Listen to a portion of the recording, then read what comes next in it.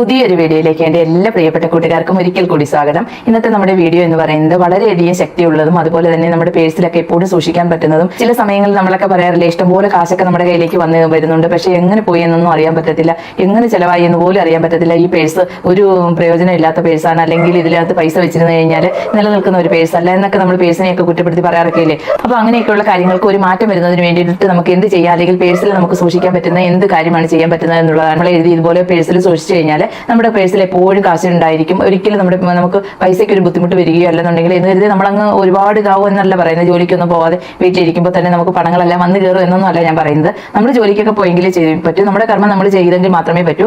അതുപോലെ തന്നെ നമുക്ക് ഇതുപോലെയുള്ള കാര്യങ്ങളൊക്കെ ചെയ്യുന്ന സമയത്ത് നല്ല രീതിയിൽ നല്ല വിശ്വാസത്തോടു കൂടി നമുക്ക് ഇത് നടന്നു കിട്ടും, അല്ലെന്നുണ്ടെങ്കിൽ ഇത് നമുക്ക് സാധിക്കുന്നതാണ് എന്നുള്ള നല്ല വിശ്വാസത്തോടു കൂടി മാത്രം ചെയ്തെങ്കിൽ മാത്രമേ ഇതിന്റെയൊക്കെ ഫലം നമുക്ക് കിട്ടുകയുള്ളൂ. അപ്പോൾ അതിന് വേണ്ടിയിട്ട് നമുക്ക് എന്തൊക്കെയാണ് ചെയ്യാൻ പറ്റുന്നത്, പേഴ്സിൽ ഇത് എങ്ങനെയാണ് എഴുതുന്നത്, എങ്ങനെ എഴുതി സൂക്ഷിച്ചാലാണ് നമുക്ക് പ്രയോജനം ഉണ്ടാവുന്നത് എന്നൊക്കെയുള്ളതാണ് ഇന്നത്തെ വീഡിയോയിലൂടെ പറയുന്നത്.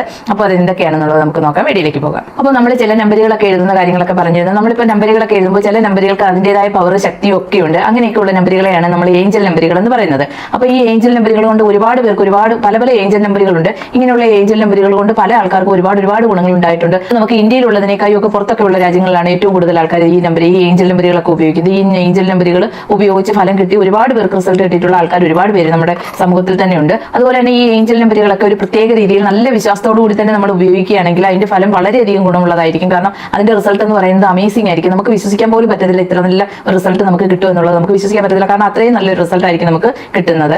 നമ്പറിന്റെ പവർ നമുക്ക് ലഭിക്കുകയും അതുവഴി നമുക്ക് നമ്മുടെ ആഗ്രഹങ്ങൾ സഫലീകരിക്കുകയും ഒക്കെ ചെയ്യും. അത് പേർക്ക് റിസൾട്ട് കിട്ടിയിട്ടുള്ളതുമാണ്. അപ്പോൾ ഇത് നമുക്ക് പേഴ്സിൽ സൂക്ഷിക്കാൻ പറ്റുന്ന രീതിയിലാണ് ഇത് തയ്യാറാക്കുന്നത്. ഇത് എങ്ങനെയാണെന്ന് നമുക്ക് നോക്കാം. 12 ഒക്കെ ഉപയോഗിച്ചതുപോലെ 6 9 ഒക്കെ ഉപയോഗിച്ചതുപോലെ അല്ല ഇത് ചെയ്യുന്ന സമയത്ത് നമ്മൾ കുളിച്ച് ശുദ്ധമായതിനു ശേഷം വേണം നമ്മൾ ഇത് ചെയ്യുന്നതിനായിട്ട്. അതുപോലെ തന്നെ നമുക്ക് സ്ത്രീകൾക്കൊക്കെ ആണെങ്കിൽ പീരീഡ് ആയിട്ടുള്ള സമയങ്ങളിലൊന്നും ഇത് ചെയ്യാൻ പാടില്ല.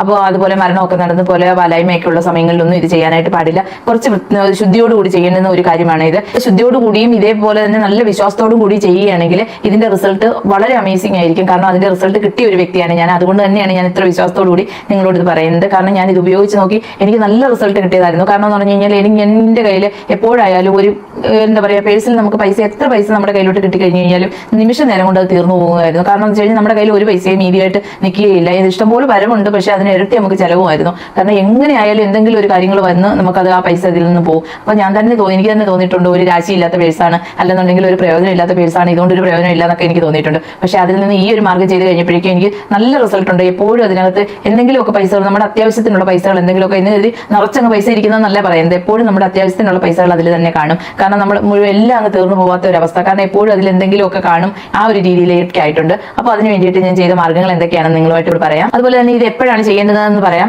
ഇത് നമുക്ക് പൗർണമിയിൽ ചെയ്യാൻ പറ്റുന്നതാണ്. ആദ്യമായിട്ട് തുടങ്ങുന്നത് നമുക്ക് പൗർണമിയിൽ ആദ്യമായിട്ട് നമ്മൾ ചെയ്യുന്ന സമയത്ത് ഇത് പൗർണമിയിൽ വേണം തുടങ്ങാനായിട്ട്. അത് വളരെയധികം നല്ലതാണ്. പൗർണമിയിൽ തുടങ്ങുന്നത് വളരെയധികം ഗുണമുള്ളതാണ്. അതുപോലെ കർത്തവാവ് കഴിഞ്ഞിട്ട് വരുന്ന 3ാമത്തെ ദിവസം അത് വളരെയധികം ശക്തിയുള്ളതാണ്. അതിനെ നമ്മൾ പൊതുവിലെ 3ാം പിറ എന്നാണ് പറയുന്നത്. ഈ 3ാം പിറ ദിവസം എഴുതുന്നത് വളരെയധികം ഗുണമുള്ളതാണ്. അതുപോലെ തന്നെ കർത്തവാവ് കഴിഞ്ഞ് വരുന്ന വെള്ളിയാഴ്ച ദിവസങ്ങളിൽ എഴുതുന്നതും വളരെയധികം നല്ല റിസൾട്ട് കിട്ടുന്നതാണ്. കർത്തവാവ് കഴിഞ്ഞിട്ട് വരുന്ന 3ാമത്തെ വെള്ളിയാഴ്ച എന്നൊക്കെ പറയുമ്പോൾ ദേവി ചൈതന്യം വളരെയധികം കൂടുതലുള്ള സമയങ്ങളാണ് അതൊക്കെ. അപ്പോൾ നമുക്ക് ധനവരവിനും അതുപോലെ തന്നെ നമ്മുടെ അധികമായിട്ട് ധന ചെലവുണ്ടാകാതിരിക്കുന്നതിനും ഒക്കെ വളരെയധികം സഹായിക്കുന്ന കുറച്ച് സമയങ്ങളാണ് അതൊക്കെ. അപ്പോൾ ആ ദിവസങ്ങളിൽ എഴുതുന്നത് വളരെയധികം നല്ലതാണ്. അപ്പോൾ ഒന്നാമത്തേതെന്ന് പറഞ്ഞു കഴിഞ്ഞാൽ പൗർണമിയിൽ എഴുതുന്നത് വളരെയധികം ഗുണമുള്ളതാണ്. ഏറ്റവും നല്ല പെട്ടെന്ന് റിസൾട്ട് കിട്ടുന്നതിന് നമുക്ക് പൗർണമിയിൽ എഴുതുന്നത് വളരെയധികം നല്ലതാണ്.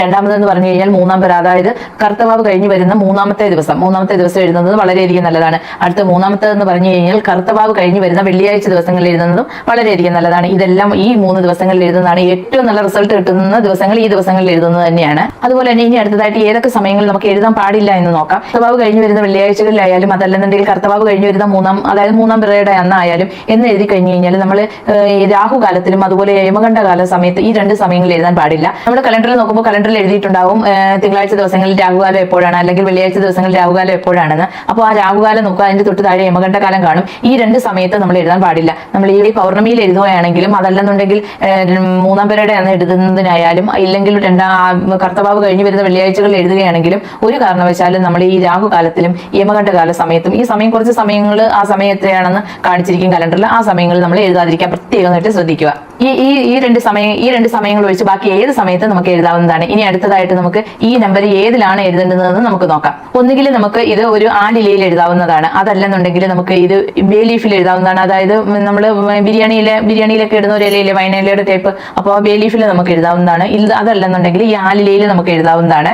ഈ ബേ ലീഫും ആലിലയും നമുക്ക് കിട്ടിയില്ലെന്നുണ്ടെങ്കിൽ ഒരു വെള്ള പേപ്പറിൽ എഴുതാവുന്നതാണ്. വരയിട്ട പേപ്പർ ഇതിനായിട്ട് ഉപയോഗിക്കരുത്, വെള്ള പേപ്പറിൽ നമുക്ക് എഴുതാവുന്നതാണ്. ഇതിപ്പോൾ എഴുതുന്ന സമയത്ത് ഈ ആലില ആയാലും ഈ ഇലയിലാണ് നമ്മൾ എഴുതുന്നതെങ്കിൽ പെട്ടെന്ന് നമുക്ക് റിസൾട്ട് കിട്ടുന്നതായിരിക്കും. ഇലയിൽ എഴുതുന്ന സമയത്ത് ഒരു കാരണവശാലും നമ്മൾ ആലിലയാണെങ്കിലും തറയിൽ വീണ ആലില എടുത്ത് എഴുതാതിരിക്കാനായിട്ട് പ്രത്യേകം ശ്രദ്ധിക്കുക. നമ്മൾ ഈ മരത്തിൽ നിന്നും നമ്മൾ പറിച്ചെടുക്കുന്ന ഇലയിൽ വേണം എഴുതാനായിട്ട്. അതുപോലെ തന്നെ ബേ ലീഫ് ആണെങ്കിലും അതുപോലെ നമ്മൾ തറയിൽ വീണ ബേ ലീഫിലേക്ക് എഴുതാതിരിക്കാനായിട്ട് പ്രത്യേകം ശ്രദ്ധിക്കണം. രണ്ടും നമുക്ക് പറ്റിയില്ല, നമുക്ക് ഇത് രണ്ടിനകത്ത് നമുക്ക് ബേ ലീഫും കിട്ടിയില്ല ആലിലയും കിട്ടിയില്ല എന്നുണ്ടെങ്കിൽ നമുക്ക് ഉറപ്പായിട്ട് ഒരു വെള്ള പേപ്പറിൽ എഴുതാവുന്നതാണ്. വരയും പേപ്പറോ കളർ പേപ്പറോ ഒന്നും ഇതിന് ഉപയോഗിക്കേണ്ട, വെള്ള പേപ്പറിലേക്ക് നമുക്ക് ഇത് എഴുതാവുന്നതാണ്. അപ്പോൾ ഇലകളിൽ എഴുതണം എന്ന് പറയുന്നതിന്റെ കാരണം എന്ന് പറഞ്ഞു കഴിഞ്ഞാൽ ഇലകളിൽ നമ്മൾ പ്രപഞ്ച ശക്തിയിലേക്കാണ് നമ്മൾ ഇത് സമർപ്പിക്കുന്നത്. അപ്പോൾ ഇലകളിൽ എഴുതുമ്പോൾ ഇതിന് ശക്തി കൂടുതലായിരിക്കും. അതുകൊണ്ടാണ് ഇലകളിൽ എഴുതാൻ പറഞ്ഞത് എന്ന് കരുതി പേപ്പറിൽ എഴുതുമ്പോൾ നമുക്ക് ശക്തി കുറഞ്ഞു കിട്ടും എന്നല്ല പറയുന്നത്. പേപ്പറിൽ എഴുതി നമ്മൾ ആഗ്രഹം സഫലീകരിക്കുന്നതിന് എടുക്കുന്ന സമയത്തിനേക്കാൾ സമയം കുറച്ചും കൂടി പെട്ടെന്ന് നമുക്ക് ഇലയിൽ എഴുതി കഴിയുമ്പോൾ നമുക്ക് അതിന്റെ റിസൾട്ട് കിട്ടും. അതാണ് ഞാൻ ഉദ്ദേശിച്ചത്. നമ്മൾ ഇല എടുക്കുന്ന സമയത്ത് പ്രത്യേകം ശ്രദ്ധിക്കണം. ഒരു കാരണവശാലും ഹോൾസ് ഒന്നും ഉള്ള ഇലയൊന്നും എടുക്കാനായിട്ട് പാടില്ല. കാരണം നല്ല വൃത്തിയുള്ള നല്ല ഇതുപോലെ ഇപ്പൊ ഞാനിപ്പോൾ ആലിലയാണ് എടുത്തിട്ടുള്ളത്. ഇപ്പൊ ആലില എടുത്തപ്പോൾ കണ്ടില്ലേ, നല്ല വൃത്തിയായിട്ടുള്ള ഒരു ഹോൾസോ അങ്ങനെയുള്ള കാര്യങ്ങളൊന്നും ഇതിലേക്കില്ല. ഇങ്ങനെയുള്ള നല്ല വൃത്തിയായിട്ടുള്ള ഇല വേണം നമ്മൾ എടുക്കാനായിട്ട്. ഇപ്പൊ ആലിലയാണെങ്കിലും ബേ ലീഫ് ആണെങ്കിലും നമ്മൾ പുഴുക്കുത്തൊന്നും വന്നതോ അല്ലെങ്കിൽ ഹോൾസ് ഒക്കെ വീണ എന്തെങ്കിലും ഇതായതോ കീറിയതോ ആയിട്ടുള്ള ഇലകളൊന്നും എടുക്കരുത്. ഇങ്ങനെയുള്ള ഇലകൾ മാത്രം എടുക്കുക. അതുപോലെ തന്നെ നമ്മൾ ഇത് എഴുതാനായിട്ട് എടുക്കുന്ന പേന എന്ന് പറയുന്നത് പച്ച മഷിയുള്ളത് തന്നെയായിരിക്കണം. കാരണം ഇത് ചുമന്ന മഷിയോ നീല മഷിയോ കറുത്ത മഷിയോ ഒന്നും എടുക്കരുത്. കാരണം പച്ച മഷിയുള്ള പേന തന്നെ എടുക്കണം. കാരണം എന്ന് പറഞ്ഞു കഴിഞ്ഞാൽ പച്ച മഷിയുള്ള പേന പച്ച കളർ എന്ന് പറയുന്നത് ധനവരവിനെ സൂചിപ്പിക്കുന്നതാണ്. കാരണം നമുക്ക് ധനവരവാണ് വേണ്ടുന്നത്. അപ്പോൾ നമ്മൾ പച്ച മഷി തന്നെ എടുക്കാനായിട്ട് പ്രത്യേകം ശ്രദ്ധിക്കുക. നമ്മൾ ഇല്ലെങ്കിൽ 5 രൂപ കൊടുത്തു കഴിഞ്ഞാൽ മതി, നമുക്ക് ഒരു പേന കിട്ടും, പച്ചമഷിയുള്ള ഒരു പേന നമുക്ക് കിട്ടും. അപ്പോൾ നമുക്ക് നല്ലൊരു കാര്യം ചെയ്യുന്നതിന് വേണ്ടിയിട്ടല്ലേ ഇങ്ങനെയൊക്കെയുള്ള കാര്യത്തിന് ഏറ്റവും നല്ലത് പച്ചമഷി തന്നെയാണ്. കാരണം റിസൾട്ട് പെട്ടെന്ന് നമുക്ക് കിട്ടുന്നതിന് ഈ പച്ചമഷി വളരെയധികം സഹായിക്കുന്നതാണ്. അപ്പോൾ ഇനിയിപ്പോൾ നമ്മൾ എഴുതേണ്ടുന്ന മന്ത്രം അല്ലെങ്കിൽ എഴുതേണ്ടുന്ന നമ്പർ, എഴുതേണ്ടുന്ന ഏഞ്ചൽ നമ്പരും നമ്മൾ ആ ബീജമന്ത്രവും എന്താണെന്ന് നോക്കാം. ഇത് ലക്ഷ്മി ദേവിയുടെ ബീജമന്ത്രമാണ് നമ്മളിപ്പോൾ പറയുന്നത്. ബീജമന്ത്രവും ഒരു ഏഞ്ചൽ നമ്പരുമാണ് പറയുന്നത്. അതായത് ലക്ഷ്മി ദേവിയുടെ ബീജമന്ത്രമാണ് ശ്രീം എന്നുള്ളത്. ശ്രീം എന്നും 2918 എന്ന ഏഞ്ചൽ നമ്പരുമാണ് നമ്മൾ ഈ ഇലയിൽ അല്ലെങ്കിൽ ഈ പേപ്പറിൽ എഴുതേണ്ടുന്നത്. അപ്പോൾ ഞാനിപ്പോൾ ഇതുപോലെ ഒരു ഇല എടുത്തിട്ടുണ്ട്. ഈ ഇലയിൽ നമ്മൾ ഈ ഭാഗത്തേക്ക് ഇങ്ങനെ ശ്രീം എന്ന് എഴുതുക. ശ്രീം എന്ന് എഴുതിയതിന് ശേഷം 2918 എന്നും കൂടി എഴുതുക. 2918 എന്നും കൂടി എഴുതുക. ഞാനിപ്പോൾ എഴുതിയതിന് ശേഷം കാണിക്കാം.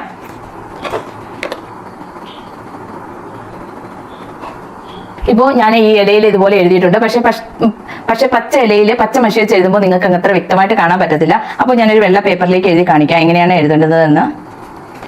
കണ്ടില്ലേ, ഇതേപോലെ വേണം നമ്മൾ എഴുതാനായിട്ട്. ശ്രീം എന്ന് എഴുതിയതിന് ശേഷം 2918 എന്ന് എഴുതുക.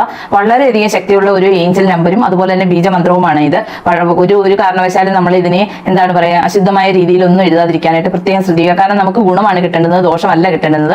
അപ്പോൾ അത് പ്രത്യേകമായിട്ട് ശ്രദ്ധിക്കണം. നല്ല വൃത്തിയോടുകൂടിയും നല്ല ശുദ്ധിയോടുകൂടിയും തന്നെ ഇത് എഴുതാനായിട്ട് ശ്രമിക്കുക. കാരണം ഈ ബീജമന്ത്രം കൂടി ഉണ്ടായതുകൊണ്ടാണ് നമ്മൾ അത്രയും പരിശുദ്ധമായിട്ട് എഴുതണം എന്ന് പറയുന്നത്. ഇതൊന്ന് എഴുതിയതിനു ശേഷം നമ്മൾ കുറച്ച് സമയം മൗനമായിട്ട് നിന്ന് പ്രാർത്ഥിക്കുക. യൂണിവേഴ്സിനോടായാലും അതുപോലെ തന്നെ അല്ലെങ്കിൽ നമ്മൾ ഏത് ദൈവത്തെയാണോ ഏറ്റവും കൂടുതൽ ആരാധിക്കുന്നത് ആ ദൈവത്തിനോട് നമ്മൾ മനസ്സുരുക്കി നന്നായിട്ടൊന്ന് പ്രാർത്ഥിക്കുക. ഇതുപോലെ നമ്മുടെ പ്രശ്നങ്ങളെല്ലാം മാറ്റിത്തരണം, നമുക്ക് ബുദ്ധിമുട്ടുകളെല്ലാം മാറ്റിത്തരണം, നമ്മുടെ പേഴ്സിൽ എപ്പോഴും പൈസ ഇങ്ങനെ ബുദ്ധിമുട്ട് എപ്പോഴും ഇങ്ങനെ ഒരുപാട് ചെലവുകളാണ് നടക്കുന്നത്, അങ്ങനെയുള്ള ചെലവുകളിൽ നിന്നെല്ലാം നമുക്കൊരു മുക്തി തരണം എന്നൊക്കെ പ്രാർത്ഥിച്ചതിന് ശേഷം നമുക്ക് ഇത് പേഴ്സിലേക്ക് വെക്കാവുന്നതാണ്. പേഴ്സിൽ ഭദ്രമായിട്ട് നമുക്കിത് വെക്കാവുന്നതാണ്. വെച്ചതിന് ശേഷം നമുക്ക് ഇങ്ങനെ ഒരു പ്രാവശ്യം നിങ്ങളൊന്ന് ചെയ്ത് നോക്കൂ. നിങ്ങൾക്ക് പെട്ടെന്ന് തന്നെ നിങ്ങൾക്ക് അതിന്റെ റിസൾട്ട് അറിയാൻ പറ്റുന്നതാണ്. കാരണം നമ്മൾ ആത്മാർത്ഥമായിട്ടാണ് പ്രാർത്ഥിക്കുന്നതെങ്കിൽ ഉറപ്പായിട്ടും, കാരണം നമ്മൾ നല്ല വിശ്വാസത്തോടു കൂടി ആത്മാർത്ഥമായിട്ടാണ് പ്രാർത്ഥിക്കുന്നതെങ്കിൽ ഉറപ്പായിട്ട് നിങ്ങൾക്ക് വളരെ പെട്ടെന്ന് തന്നെ, അതായത് 2 ദിവസം കൊണ്ട് തന്നെ നിങ്ങൾക്ക് ഇതിന്റെ റിസൾട്ട് കിട്ടുന്നതായിരിക്കും.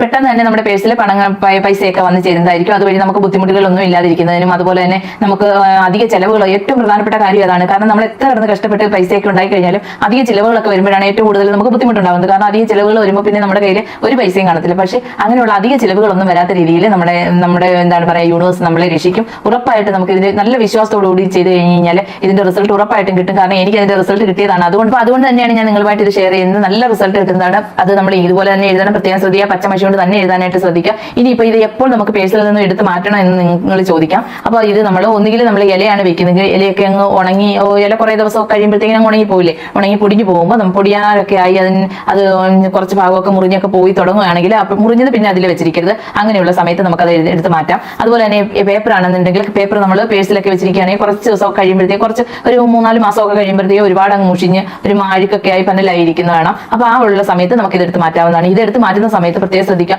ആരെങ്കിലും ചവിട്ടുന്ന സ്ഥലത്തൊന്നും ഇടരുത്. ഒന്നുകിൽ നമ്മൾ ഏതെങ്കിലും വെള്ളത്തിലും ഒഴുക്കി കളയുക, ഇല്ലെങ്കിൽ ഏതെങ്കിലും മരത്തിന്റെ എങ്ങനെ ചൂട്ടിൽ കൊണ്ടുവന്ന് ഇട്ടിരിക്കുക. കാരണം ആരും ചവിട്ടുന്ന ഭാഗത്തായിരിക്കരുത് ഇത് ഇട്ടിരിക്കുന്നത്. കാരണം ഇതിൽ നമ്മൾ ലക്ഷ്മി ദേവിയുടെ ബീജമന്ത്രമാണ് എഴുതിയിരിക്കുന്നത്. ഒരു കാരണവശാലും ഈ ബീജമന്ത്രം ചവിട്ടുന്ന ഭാഗത്തൊന്നും ഇടാതിരിക്കാനായിട്ട് പ്രത്യേകം ശ്രദ്ധിക്കണം. അപ്പോൾ അത് ഇത്രയും നമ്മൾ ശ്രദ്ധിക്കുക. ഈ പൊടിഞ്ഞു പോകുന്ന സമയത്ത് മാത്രം എടുത്ത് മാറ്റുക. അതിനുശേഷം വീണ്ടും നമുക്ക് ഇതേപോലെ തന്നെ എഴുതി സൂക്ഷിക്കാവുന്നതാണ്. എഴുതി സൂക്ഷിച്ചു കഴിഞ്ഞാൽ നിങ്ങൾ ഉറപ്പായിട്ടും വിശ്വസിച്ച് ഒരു പ്രാവശ്യം നിങ്ങളൊന്ന് ചെയ്ത് നോക്കിയാൽ നല്ല റിസൾട്ട് തന്നെ നിങ്ങൾക്ക് കിട്ടും. അപ്പോൾ ഇന്നത്തെ വീഡിയോ നിങ്ങൾ എല്ലാവരും ഒന്ന് ചെയ്ത് നോക്കുക. വളരെയധികം റിസൾട്ട് കിട്ടുന്ന ഒന്നാണ് ഇത്. അപ്പോൾ നിങ്ങൾക്ക് ഇഷ്ടപ്പെട്ട് കഴിഞ്ഞാൽ ലൈക്ക് ചെയ്യാനും ഷെയർ ചെയ്യാനും കമന്റ് ചെയ്യാനും ഒന്നും മറക്കരുത്. അതുപോലെ തന്നെ സബ്സ്ക്രൈബ് ചെയ്യാതെ കാണുന്ന കൂട്ടുകാരൊക്കെ ഉണ്ടെങ്കിൽ പ്ലീസ് ഒന്ന് സബ്സ്ക്രൈബ് ചെയ്ത് സപ്പോർട്ട് ചെയ്യാൻ മറക്കരുത്. അപ്പോൾ ഇന്നത്തെ വീഡിയോ നിങ്ങൾക്ക് എല്ലാം യൂസ്ഫുൾ ആയി കാണുമെന്ന് കരുതുന്നു. പുതിയൊരു വീഡിയോ വരുന്നതുവരേക്കും ബൈ ബൈ.